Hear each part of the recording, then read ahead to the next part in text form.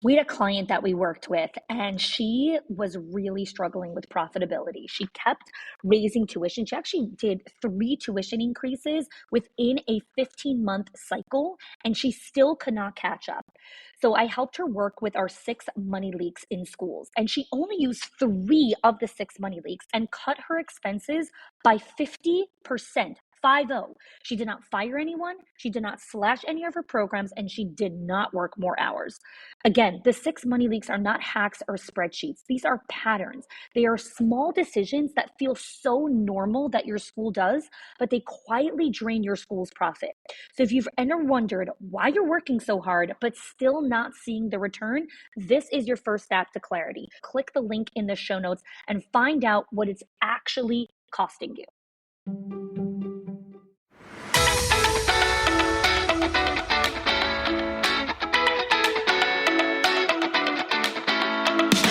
Welcome to the Schools of Excellence podcast, where we transform everyday leadership struggles into powerful legacies that impact generations. I'm your host, Connie Wilshansky, a 20-year veteran of school leadership who has helped hundreds of school leaders achieve what many thought was impossible through our signature programs, School Leadership HQ and Enrollment Engine. With our battle-tested frameworks and blueprints, leaders have achieved 90% parent retention, 50% less staff turnover, 15% improved profit margins, and increased enrollment by 25%. My mission is simple: to revolutionize school leadership by elevating the skills, the habits, and mindset of passionate leaders ready to create lasting change. Join me as we build your legacy of excellence, one transformative conversation at a time.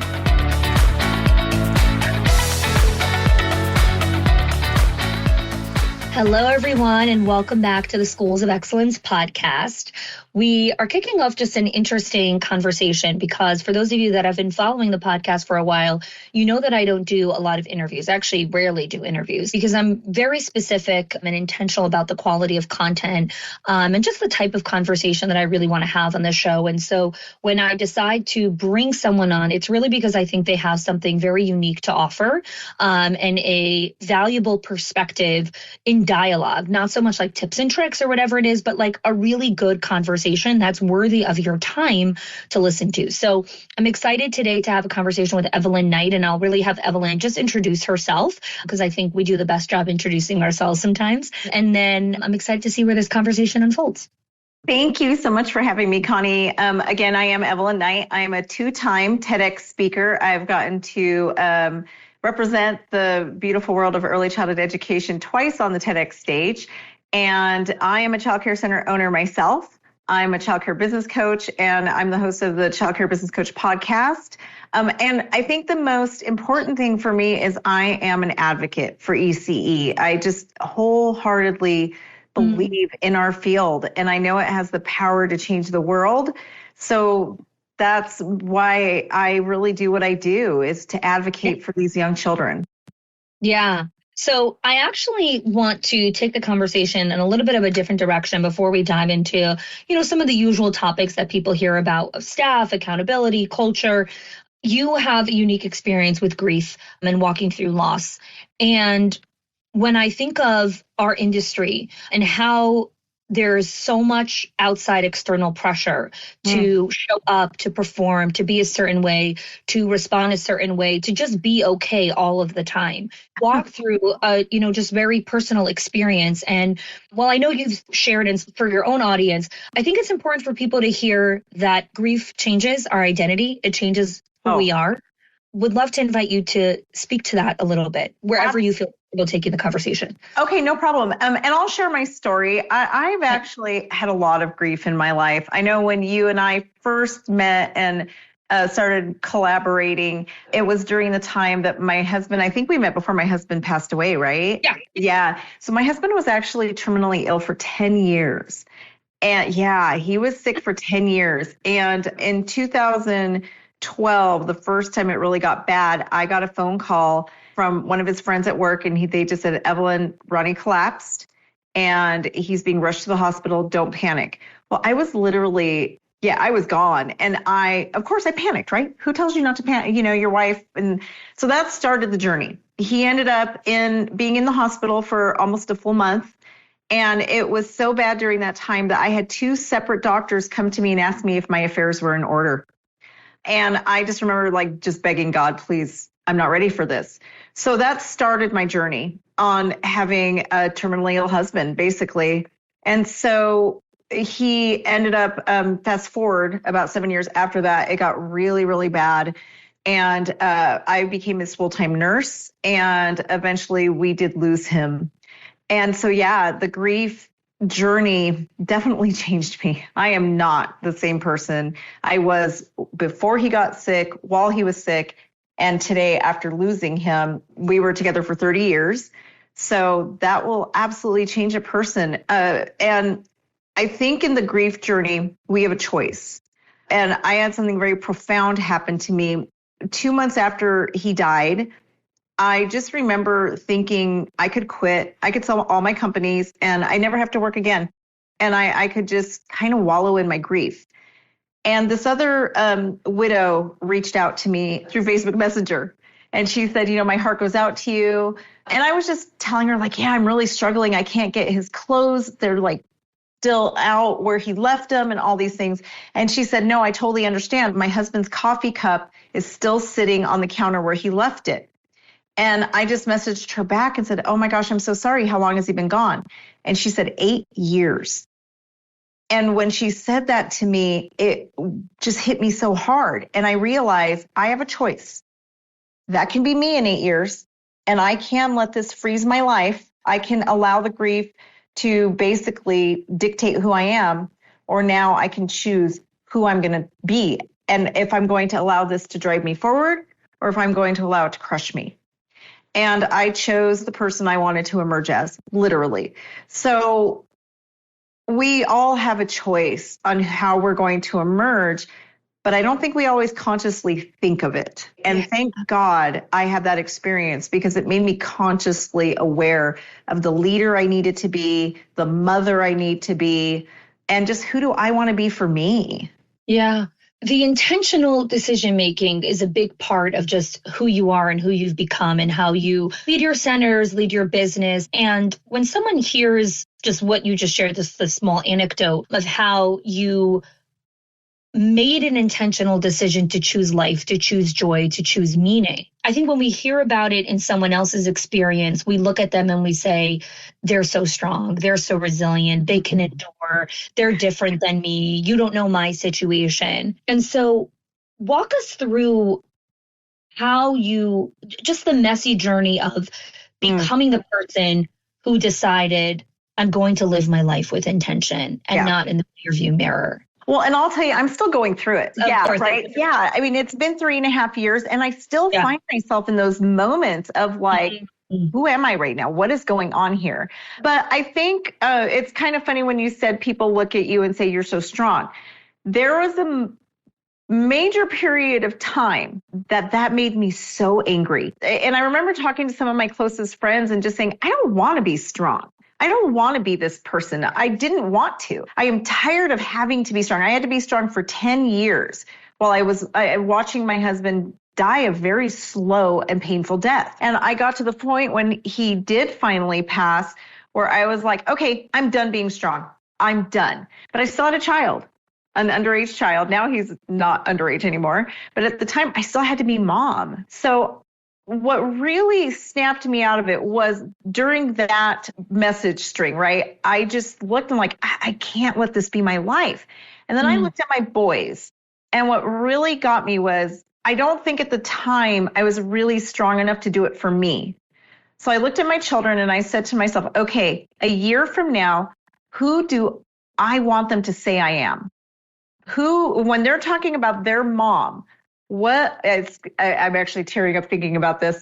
What are the things I want them to say about me? And I wrote it out, right? I literally wrote all those attributes out. And then what I did changed my life. I don't remember where it originated. This is not my original idea, but I saw it somewhere. And I wrote a letter to my future self. And I wrote a letter. I dated it for 1 year from that date. And I just said, thank you so much. And I listed all and it was long. I mean, it was to the point where I would like, thank you for getting out of bed and taking a shower. because it was to that point where I couldn't even get out of bed, right? And I just listed and I thanked myself in the future for all the things that I needed to do to be that person that my children could be proud of. And about 3 months later, I think it was, the day that would have been my husband's and my 30th anniversary came. And I was so overwhelmed with the grief that I opened the letter early. I just thought, you know what? I need to look at this letter. And what really was a huge turning point for me is I started reading that letter every day. And it just reminded me of who I need to show up to be, because honestly, I didn't have it in me. So that letter really served every day to remind me this is what I need to do. Then I would pick 3 goals that would get me there. And the other thing I did that was huge and life-changing for me, I was so focused on what I didn't have that I forgot what I did have. So I forced myself to write 5 things every day I was thankful for. And the catch was I could not repeat the same thing twice. So at first, this is really easy, right? And then you get to the point where 30 days in, you're like, oh, what am I thankful for today? But it literally rewired my brain. I found myself waking up in the morning and I would put my feet on the ground. And my first thought was, I'm so thankful I have carpet under my feet. I'm so thankful I just got out of a bed with blankets. And I would find myself walking to the shower and thinking, I'm so thankful I have a shower with hot running water.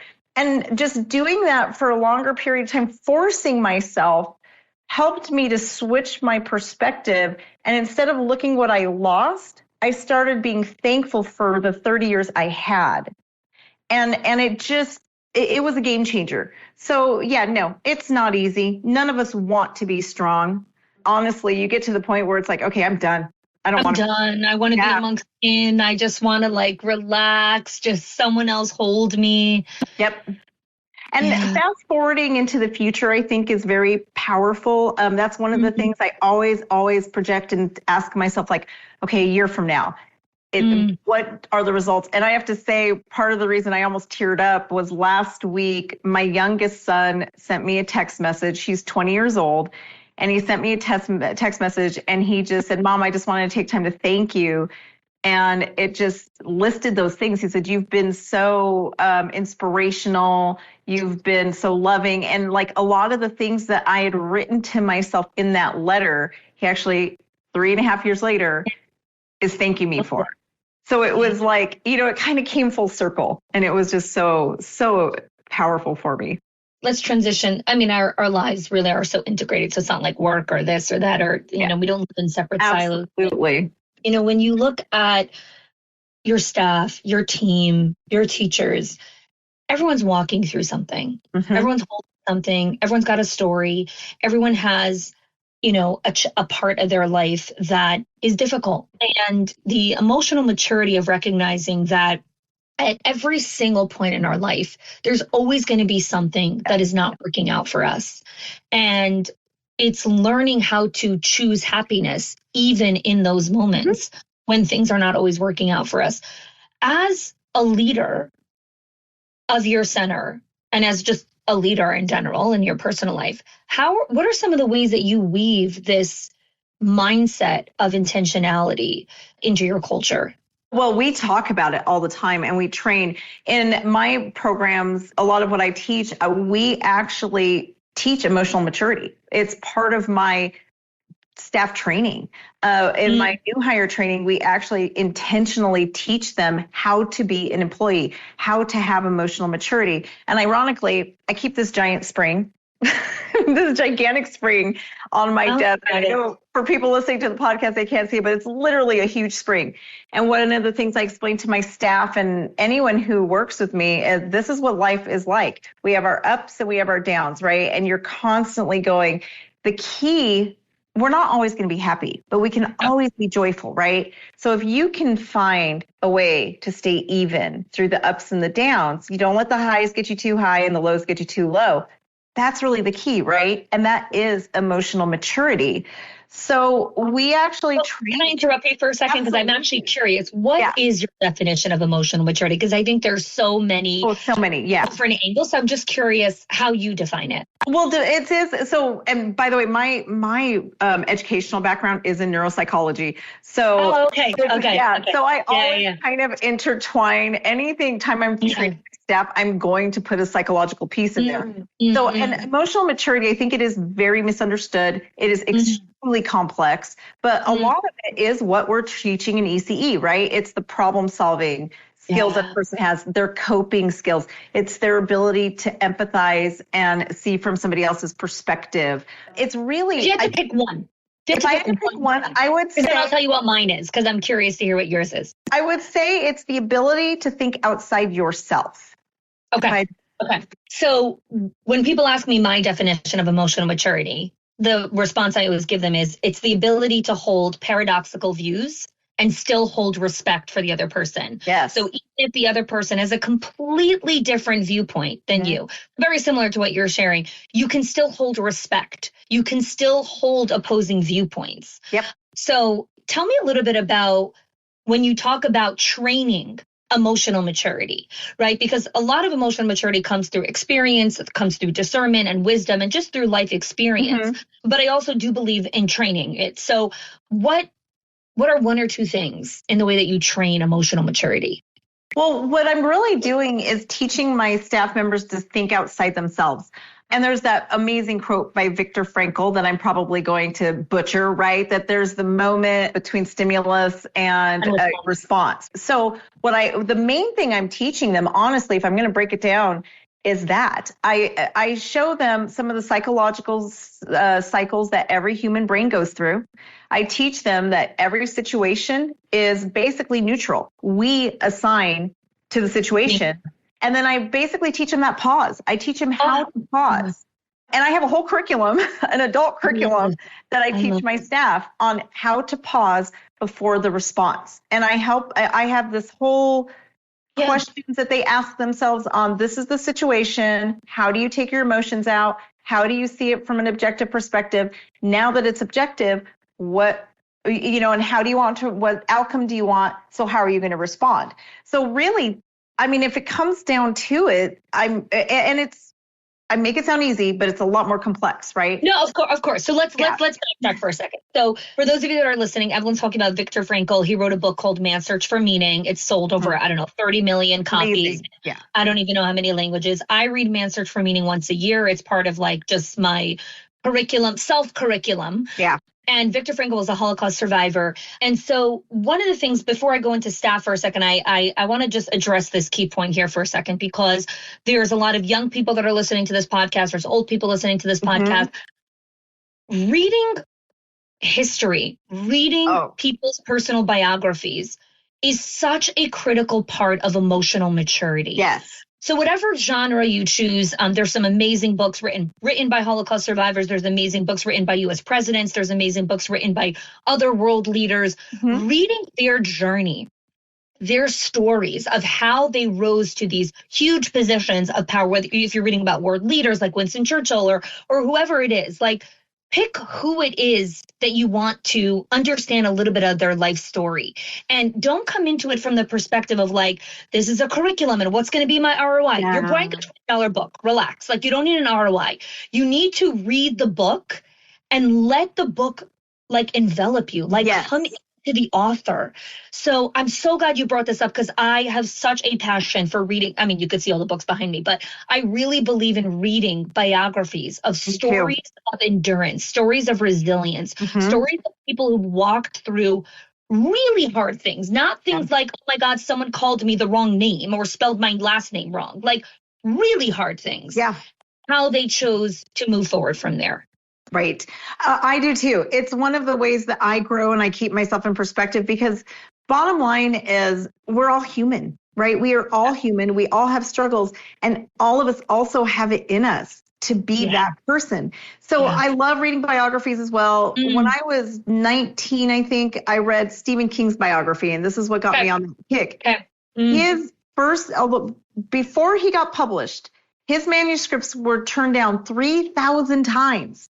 before he got published. And that just became one of the biggest inspirations for my life. Is this man turned in 3,000 manuscripts that were rejected. And then the first one that was actually accepted was Carrie, which very quickly became a movie, right? Yeah. So it really blew my mind. And I remember just being super young, thinking to myself, after the first 1,000, it would have been okay for him to quit, right? But he didn't. His mother told him it was time for him to quit, and he didn't give up. And so I wholeheartedly agree with you. I read like all of these stories from people who, if you look at like Thomas Edison, he created 10,000 light bulbs that didn't work before he created the one that did. And when he was interviewed and asked, like, what did you do with the 10,000 failures? He told the reporter, oh, I didn't fail 10,000 times. I just learned how not to do it 10,000 times. But they teach you how they think, right? And when you read all these inspirational stories, you learn how these people think, and soon your mind can start picking up on it. So I agree with you 100%. And I do the same thing. I love it. I take a longer period of time to read a book. I'll read the same chapter over and over to fully absorb. Yeah. Okay, I want to go into a different territory with you here for a minute. So faith for different people means different things. Yeah. Some people have, a specific faith they subscribe to. Some people have just a connection or relationship with the divine, spiritual power, whatever it is. The relationship that we have with our spirituality and understanding that there's something higher and bigger at play here always. Yeah. Can you speak to, as a leader, as a mom, as someone who's walked through grief, however much you want to share, of course, how has your spiritual practice or your relationship with faith helped you walk through this? It's everything to me. I'm a God girl. I can't deny it. It is what pushes me. No denying it. This is right. This is what we do on the podcast. It's not everything. I'm done hiding. Me too. I feel the same way. I mean, if you listen to my podcast, I talk about it all the time. And I know the people who disagree with me on that, that's okay. I have respect for everyone's views, but my faith is everything to me. And I really was born into faith. And I remember when I was about 9 years old, I had this epiphany that I belonged to God. And I knew I was going to live my life for what he wanted. And I've always been very just pray about everything. God gets me through. Now, when my husband died, things changed a little bit. Like there was a moment where I was driving home. He was in the hospital and I was driving home by myself. And it was within probably a year and a half of his passing. And I have a very strong spiritual connection. And I just remember God telling me he's not going to make it. And basically preparing me. And I just got so angry. I says, God, you cannot do this to me. I have given you my entire life. I have done everything you've told me. You can't take him from me. And I just remember I was livid. And sure enough, he passed and I was still angry. After his passing, I was really angry with God. And there came a point where I had to make amends because one thing I've learned the hard way in my life is nobody's guaranteed. The closest person in the world to you can be taken, right? But the one thing that for me, I know there's two things that I can rely on, that I will always be there for me and I have my back, and God is there for me and he has my back. And those are the only two guarantees I have. And I know that can sound sad, but when you really embrace that, it's also very powerful. And God really took me through a season that I was miserable when I was mad at him. And I was seeking so much. And now that I mended my relationship with God, I have the peace. And I think that's where true joy comes from. But when you're in that space in life where you feel so alone, and it could just be the financial situation at your center just feels so huge and overwhelming. Knowing that God's got your back, he doesn't care, right? He doesn't care if I'm a success. He's also infinite. He can provide everything. It means nothing to him. And honestly, I had this moment where I realized how insignificant my experience was in the grand scheme of things. And I look at the world and the millions of children that need us. I just realized, wow, my own personal experience is so insignificant. And I'm just so blessed to be chosen to be a conduit of God's work. And there was a couple of years though that I fought that. I was so mad. I fought it, but I don't know. It's just, I can't imagine living life without it. I can't imagine getting through without my faith. I just can't. Yeah. First of all, thank you for sharing that. I think that for me, the things that I'm thinking about as I bring guests onto the show or as I continue to evolve what I want to have conversations with when it comes to being a leader in this space is it's reminding people that we all have a part of God inside of us. Yes. Whether you believe in God or not, or, a higher power, we have that spirituality that, the innocence of a child still exists inside of us. And for every single person, it means something else. And it should mean something else, right? For my own kids, your relationship with God means something else.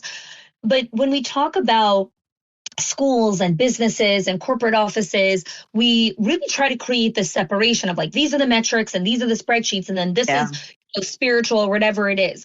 How have you really merged and integrated? No, this isn't a separation. Like there is this beautiful way that everything gets weaved. There is. And for me, everything is service. Like I live a life of service to God.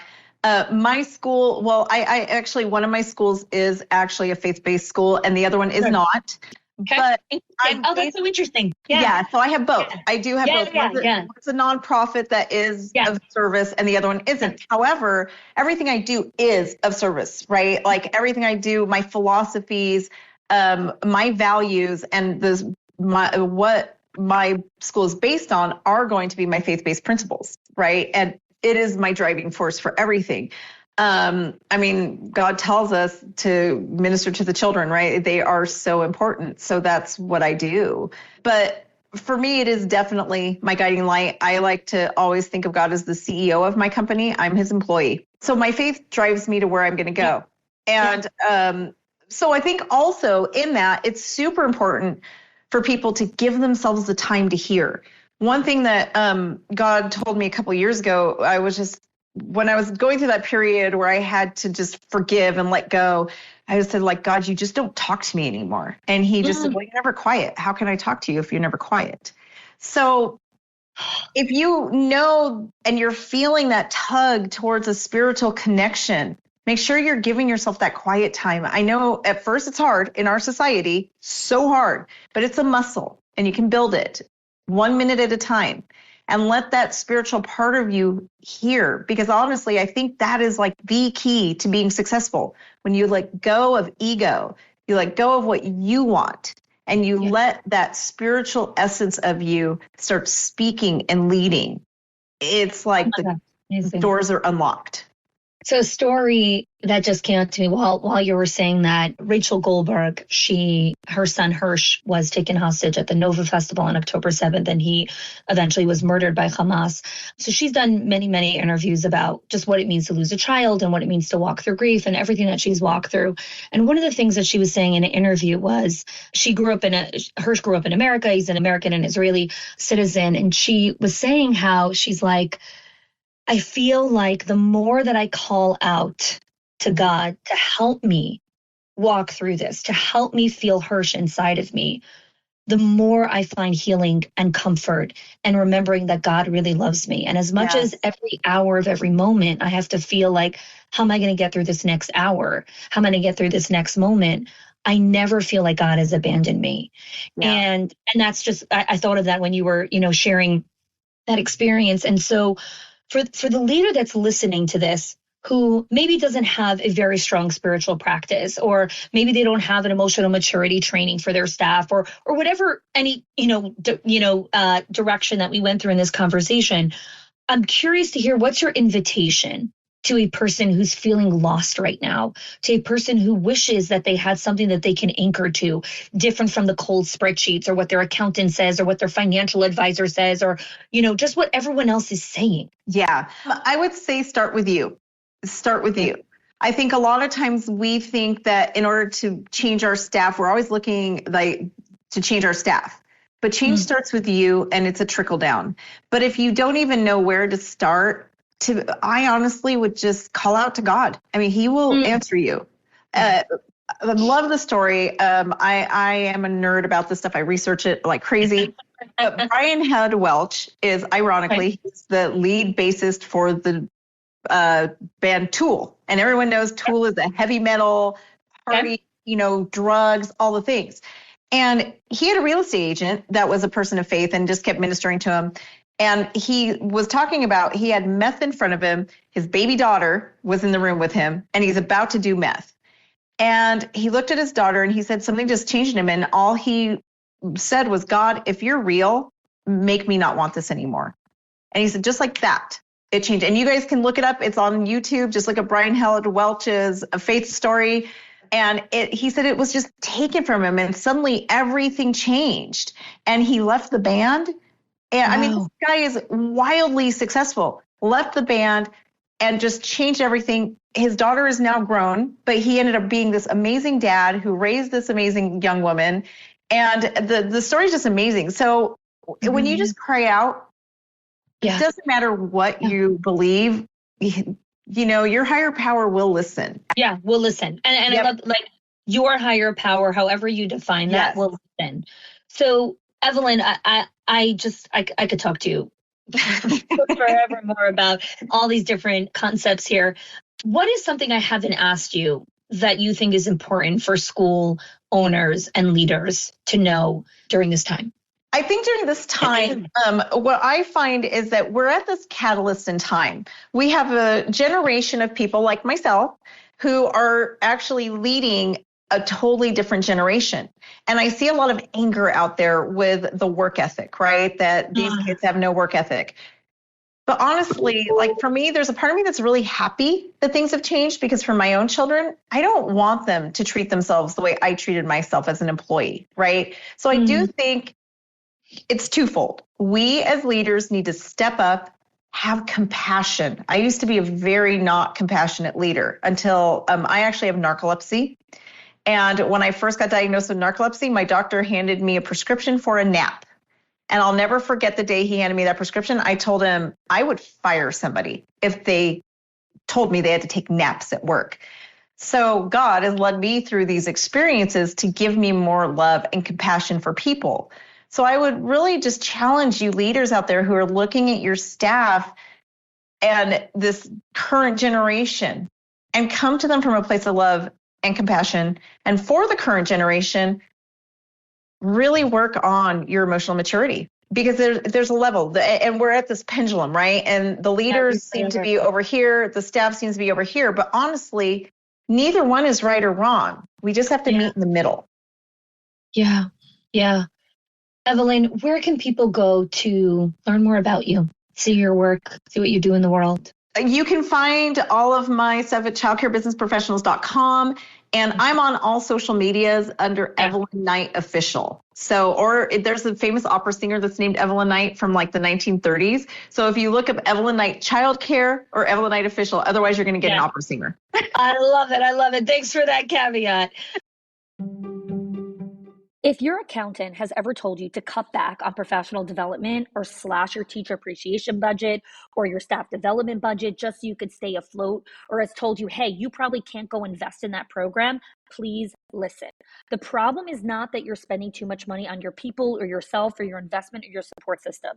It's that your school has invisible money leaks that are draining your profit, leaks that no spreadsheet will ever catch or accountant. So I created the 6 money leaks of schools that show you the 6 core areas that schools lose money every single month without realizing it. If you close even one of them, your profits will start to soar without sacrificing your team. Go get it now and stop blaming the things that are actually building your school.